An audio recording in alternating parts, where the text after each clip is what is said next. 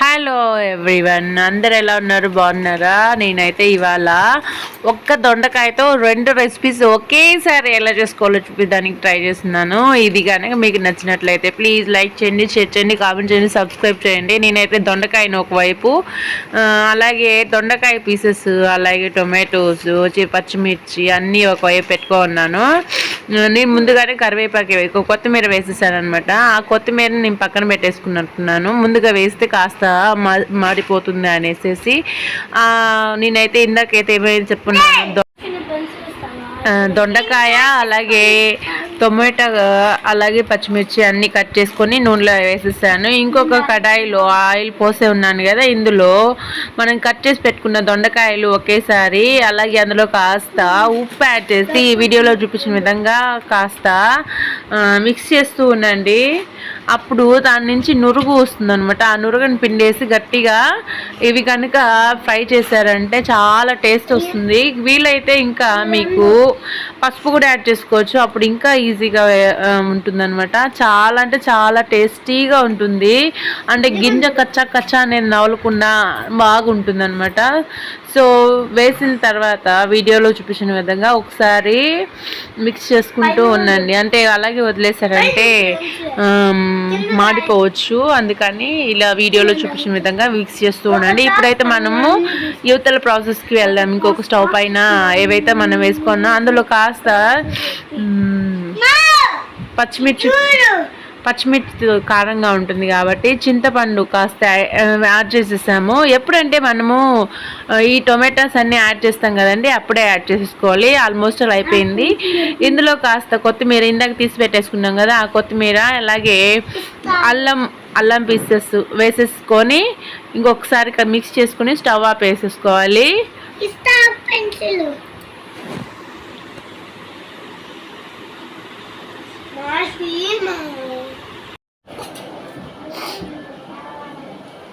So వీడియోలో చూపించిన విధంగా రెండు అయితే ఒకసారి మిక్స్ చేసుకుంటూ ఉన్నాము. మన థీమ్ ఏంటంటే 2 వంటలు ఒకేసారి ఎలా చేసుకోవచ్చు అంటే, ఎవరైనా వర్కింగ్ ఉమెన్స్ కానీ లేకుంటే ఉమెన్ కానీ, ఉమెన్స్ అనకూడదు, ఉమెన్ అనాలి. సో ఉమెన్ కానీ లేకుంటే ఎవరైనా అర్జెంట్ వర్క్ ఉన్న వాళ్ళైతే అలా చేసుకోవచ్చు అని ఒక చిన్న ఐడియా కోసం అండి. సో ఒకవైపు అయితే దొండకాయలు వేగేస్తున్నాయి, ఇంకోవైపు వచ్చేసేసి మనకి పచ్చడి ఉంది కదా, దొండకాయ పచ్చడి. ఆ పచ్చడి కూడా పక్కన తీసి పెట్టేసుకున్నాం. వాటిని మిక్సీ పట్టేసుకున్నాము. వీటిని ఒకసారి మిక్స్ చేసేసుకున్నాము అంటే అడుగు అంటుకోకుండా బాగుంటుందన్నమాట. ఈ 2 వేసుకొని కాంబినేషన్లో తింటూ ఉంటుంది చూడండి. అస్సలకి చెప్తుంటేనే నాకు నోరు ఊడుతుంది, ఇంకా తింటుంటే ఎలా ఉంటుందో మీకే వదిలేస్తాను. దొండకాయ పచ్చడి రెడీ. ఇందాక చూసారు కదా, దొండకాయలో వీలైతే మీరు ఉల్లిపాయ కూడా యాడ్ చేసుకోవడానికి ట్రై చేయండి. అప్పుడు యాడ్ చేస్తే కారం తగ్గుతుంది. అప్పుడు నాకు నిజంగా చూస్తుంటేనే నోరు పోతుంది. మరి తింటే ఎలా ఉంటుందో మీరే చూసుకోవచ్చా. ఇంకొకటి ఏంటంటే, ఆల్మోస్ట్ నేను వంటలు సూపర్ చేస్తాను, సో ఇబ్బందే లేదు. సో ఇంకొకసారి ఈ వీడియో కనుక మీకు కనుక నచ్చినట్లయితే ప్లీజ్ లైక్ చేయండి, షేర్ చేయండి, కామెంట్ చేయండి. ఇదిగోండి, ఇందాక నేను చెప్పాను కదా, తెల్లగడ్డలు ముందుగా వేసుకోకూడదండి. వేసుకోవచ్చు కానీ అప్పుడు మాడిపోతాయేమనేసి నేను లాస్ట్లో అన్నీ వేగాక వేస్తున్నాను అనమాట. ఇప్పుడు ఇది ఆల్మోస్ట్ లేగేసేస్తుంది కాబట్టి ఇందులో కారపొడి అంటే నేను మనకి వేరుశనగపప్పు కాదండి, శనగపప్పు, ఎండుమిరపకాయలు, ఎండు కొబ్బరి, అలాగే కాస్త ఉప్పు, కాస్త తెల్లగడ్డలు వేసి నేను మిక్సీ పెట్టేసుకుంటానండి. ఆల్మోస్ట్ 15 days వరకు ఉంటుంది.